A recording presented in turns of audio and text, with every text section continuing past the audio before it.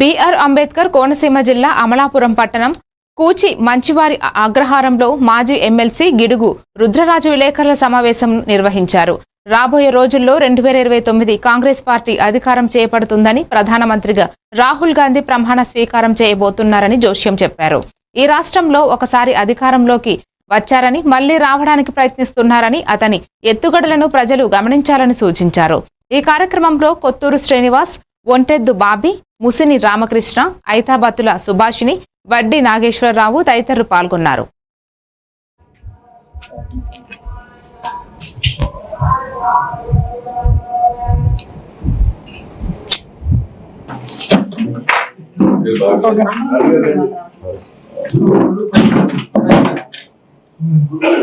ఇటు ఈ రాష్ట్రంలో కూడా చంద్రబాబు నాయుడు కూటమి కానీ జగన్మోహన్ రెడ్డి గారు కానీ ఇద్దరు భారతీయ జనతా పార్టీ తొత్తులుగానే వ్యవహరిస్తున్నారు.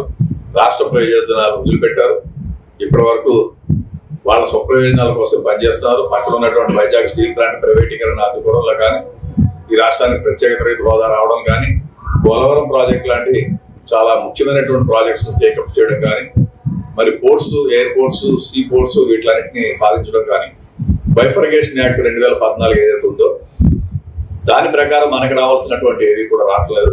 సో వీటిలన్నింటినీ దృష్టిలో పెట్టుకుని కాంగ్రెస్ పార్టీ ప్రజాక్షేత్రంలో ఈ అంశాల మీద పోరాటం చేయాలని మన జరిగినటువంటి Congress party political affairs committee విజయవాడలో జరిగింది. మా ఇన్ఛార్జి మాణిక్ ఠాకూర్ గారు, అధ్యక్షురాలు శ్రీమతి షర్మిలారెడ్డి గారు వచ్చారు. 20 మందితో ఒక పొలిటికల్ అఫైర్స్ కమిటీ వేయడం జరిగింది. పీరియాడికల్ గా ఆయా సందర్భాల్లో కలిసి కూర్చుని